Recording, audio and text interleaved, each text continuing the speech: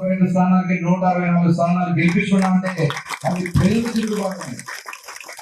ఇవాళ ప్రజలందరూ కూడా బయటకు వచ్చి మాట్లాడాలంటే భయం. వాలంటీర్లు ఫోటోలు తీస్తారు. ఏమో తీసేవాడు ఫోటోలు, వాలంటీర్లు వచ్చి ఫోటోలు తీసేవాడు. చుట్టాలు వస్తే దానికి కూడా లెక్క చెప్పాలి. ఇలా ఉండేది గత ప్రభుత్వం. ఇవాళ పరిస్థితి ఉందా? స్వేచ్ఛగా ఉన్నాం లేదా?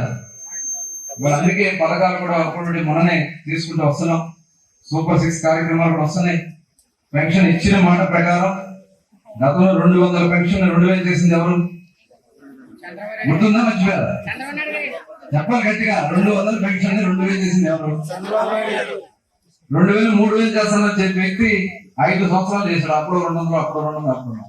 కానీ చంద్రబాబు నాయుడు గారు మొన్న ఎన్నికల్లో ఇచ్చినటువంటి హామీ ప్రకారం వచ్చిన వెంటనే ఏప్రిల్ నెల నుంచి కూడా కలిపి 4000 పెంచుతానని చెప్పి జూలైలో 4000 3000 కలిపి 7000 ఇచ్చారా లేదా?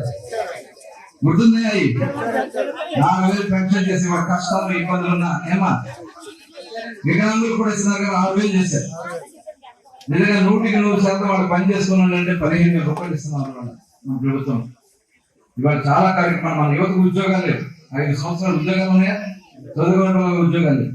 అందుకనే మొన్న ప్రకటించారు డిఎస్సి. రేపు నవంబర్ డిసెంబర్ లో డిఎస్సి కండక్ట్ చేసి 16,800 మందికి టీచర్ పోస్ట్ ఇచ్చే కార్యక్రమాన్ని కూడా మన ప్రభుత్వం శ్రీకారం చుట్టబోతోంది. ఇవాళ చాలా మంది విదేశాల నుంచి కూడా కంపెనీలు వస్తున్నాయి. మన పిల్లలు చదువుకున్న వాళ్ళందరూ కూడా ఉద్యోగ అవకాశాలు వస్తాయి. తప్పకుండా ఇచ్చిన పథకాన్ని సద్వినియోగం చేస్తున్నాం. ఇంకా మనం మత్స్యకారులో వెనుకబడతాను ఉంది. ఆ వెనుకబడతాను పోవాలంటే ఏం చేయాలి? మార్కెట్స్ కూడా ఏ రకంగా డెవలప్ చేయాలి? ఆ వచ్చినటువంటి మత్స్య సంపదను ఏ రకంగా మనం వాల్యుయేషన్ యాడ్ చేసుకోవాలని చెప్పి కార్యక్రమాలు కూడా తీసుకున్నాం. తప్పకుండా అవన్నీ కూడా చేసుకెళ్దాం.